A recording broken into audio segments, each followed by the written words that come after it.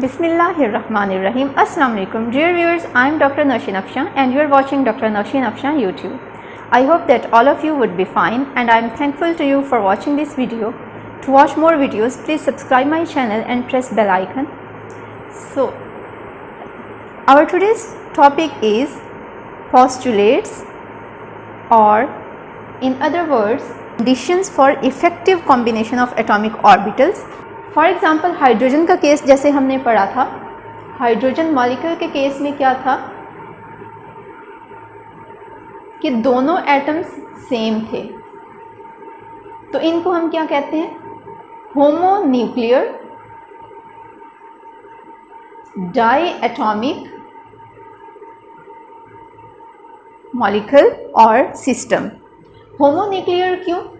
क्योंकि दोनों आइडेंटिकल हैं हाइड्रोजन एटम्स, ठीक है, इसलिए हम इनको होमोन्यूक्लियर कहते हैं। क्योंकि एक और दो हाइड्रोजन के दो एटम्स मिलते हैं, इसलिए इसको डायएटॉमिक बोलते हैं।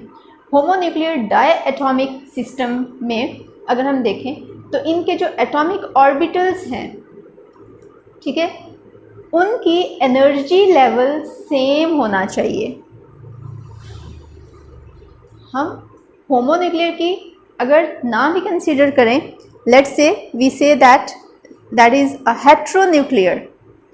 होमोन्यूक्लियर के केस में क्या होगा, सिमिलर एनर्जी लेवल होगा, क्योंकि एटॉमिक ऑर्बिटल्स ने ओवरलैप करना ही करना है। तो जो एटॉमिक ऑर्बिटल्स एक दूसरे से ओवरलैप कर रहे होंगे उनका एनर्जी लेवल सिमिलर होना चाहिए in the case of homonuclear diatomic systems.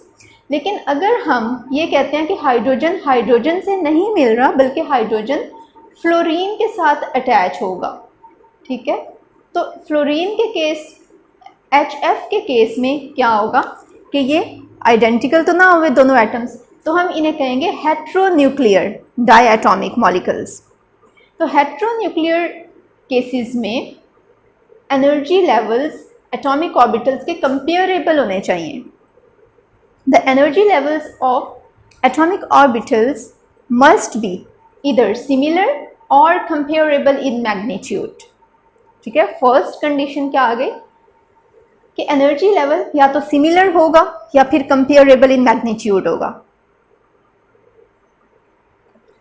इसी तरह अगर हम देखते हैं तो 1s ऑर्बिटल किसी एक एटम का 1s ऑर्बिटल के साथ ही ओवरलैप करेगा होमोन्यूक्लियर के केस में। This point is very important कि किसी एक एटम का 1s ऑर्बिटल 1s से ही करेगा और 2s के साथ ही ओवरलैप करेगा। 1s का 2s के साथ ओवरलैप नहीं कर सकता इन the case of homonuclear, but okay. और इसी तरह 2p के साथ किसी एक एटम का 2p दूसरे एटम के 2p ऑर्बिटल के साथ ही ओवरलैप करेगा। लेकिन अगर हम बात करें हेट्रोन्यूक्लियर सिस्टम्स की, तो उस केस में दोनों का एनर्जी लेवल थोड़ा बहुत डिफ़र कर सकता है, ठीक है। तो जब डिफ़र करेगा तो उस केस में क्या होगा कि माइट बी पॉसिबल एक एटम का 2s ऑर्बिटल का एनर्जी लेवल दूसरे एटम के 2p ऑर्बिटल के कंपेरेबल हो। तो इसलिए उस केस में हेट्रोन्यूक्लियर डायएटॉमिक मॉलिक्यूल्स के केसेस में 2s ऑर्बिटल 2p के साथ ओवरलैप कर सकता है, ठीक है, but still their energy level is comparable, ठीक है। होमोन्यूक्लियर के केस में कभी भी नहीं ओवरलैप करेगा किसी और एनर्जी लेवल वाले एटॉमिक ऑर्बिटल के साथ, but in the case of heteronuclear cases if the energy level is comparable then they might possibly overlap with each other. अच्छा, इसी तरह नेक्स्ट पॉइंट की तरफ हम आते हैं। Atomic orbitals of 2 or more atoms that would be overlap with each other should have the same symmetry about molecular axis, ठीक है, उनकी सिमिट्री सेम होनी चाहिए। सेकेंड पॉइंट के केस में अगर सेम सिमिट्री होगी along the molecular axis, ठीक है, तो इसको हम कैसे एक्सप्लेन कर सकते हैं। फॉर एग्जाम्पल हमारे पास 1s है, तो 1s 1s के साथ ही ओवरलैप करेगा क्योंकि दोनों की सिमेट्री सेम है। इसी तरह अगर हम 2s की बात करें वो भी सिमेट्रिकल है, और नेक्स्ट 2s है तो उसके साथ तो ओवरलैप कर लेगा इजीली क्योंकि दोनों सेम सिमेट्री के हैं। लेकिन अगर हम p ऑर्बिटल की बात करते हैं, let's suppose this is px, this is 2px, इस केस में क्या होगा कि इसका जो मोलिकुलर एक्सिस है that is horizontal x axis, x axis को हम मोलिकुलर एक्सिस कंसीडर करते हैं, रेफरेंस स्टैंडर्ड मानते हैं। अगर देखें जब हम अपना रेफरेंस स्टैंडर्ड चेंज कर लेंगे तो डेफिनेटली इसकी ओरिएंटेशन भी चेंज हो जाएगी। इसलिए वी सपोज हियर कि हमारा x एक्सिस रेफरेंस स्टैंडर्ड है, रेफरेंस एक्सिस है। If we consider the x axis as our reference axis then 2s orbital में कंबाइन विद 2px ऑर्बिटल, क्योंकि इसका ओवरलैप्ड रीजन भी इसी डायरेक्शन में आ रहा है और इसका भी इलेक्ट्रॉन डेंसिटी जो है अलॉन्ग दिस एक्सिस मैक्सिमम आ रही है ना, एक राइट साइड पे एक लेफ्ट पे, तो इसलिए इसका भी along the about the molecular axis है, तो इसलिए ये दोनों ओवरलैप कर सकते हैं in the form of this. तो ये इनका ओवरलैप्ड रीजन आ जाएगा 2s और 2px के केस में। तो ये पॉइंट हमें क्या क्लियर करता है कि सेम सिमेट्री हो अबाउट मोलिकुलर एक्सिस तो ये ओवरलैप कर सकते हैं।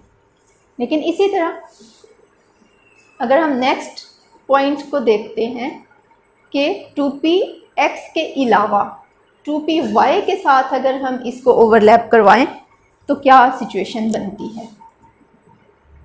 ये हमारे पास 2s ऑर्बिटल आ गया। अब देखें 2py इस डायरेक्शन में है, तो ये क्या करेगा, अगर ये ओवरलैप कर भी ले इसके साथ तो क्या होगा, ये यहाँ की बजाय यहाँ पे आ जाएगा। ठीक है, और यहाँ पे आपको पता है कि ये 2s है, इसकी इलेक्ट्रॉन डेंसिटी यहाँ पे मैक्सिमम है और यहाँ पे ये तो नोडल एरिया है, नोडल एरिया पे इलेक्ट्रॉन डेंसिटी 0 है, तो इसलिए यहाँ पे ओवरलैपिंग पॉसिबल नहीं है। इसी तरह अगर हम Z में चले जाएं तो Z के भी नोडल एरिया पे ये ओवरलैप करेगा, जो कि ओवरलैप नहीं हो सकेगा। इसलिए हम कहते हैं कि अलोंग द मोलिकुलर एक्सिस इनकी ओवरलैपिंग अगर होनी है तो उन दो एटॉमिक ऑर्बिटल्स की सिमेट्री सेम हो। अगर सिमेट्री सेम नहीं है तो ओवरलैप नहीं कर सकते एक दूसरे के साथ।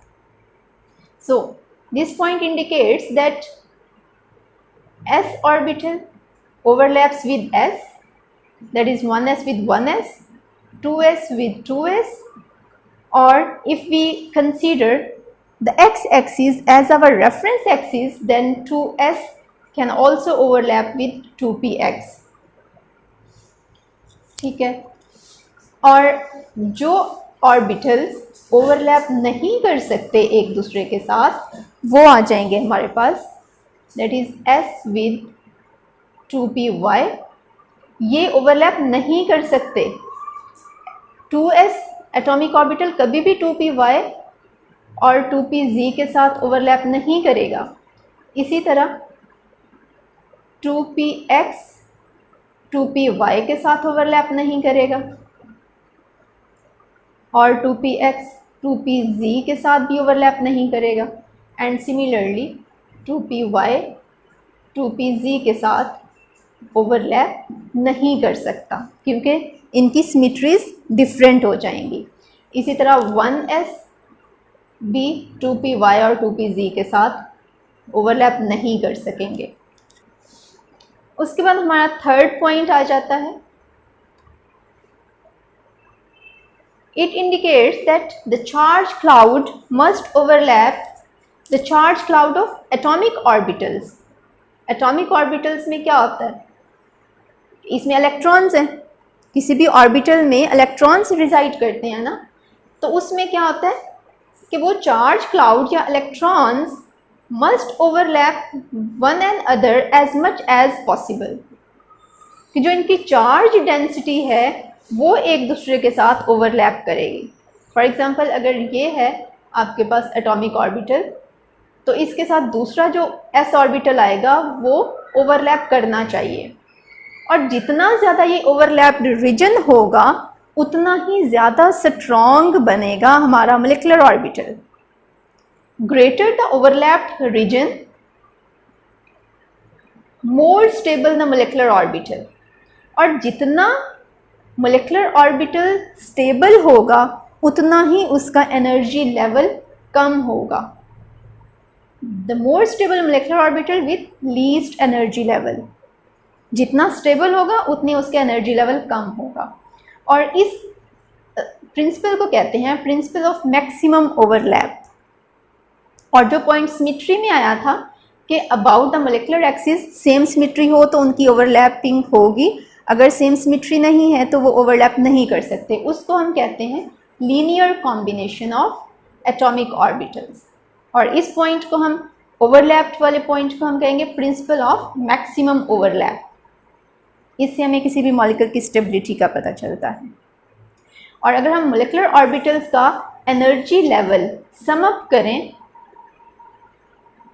For example bonding molecular orbitals और एंटी बॉन्डिंग मोलिकुलर ऑर्बिटल्स का एनर्जी लेवल सम करें, दोनों का सम अप इक्वल होगा total energy of any molecule.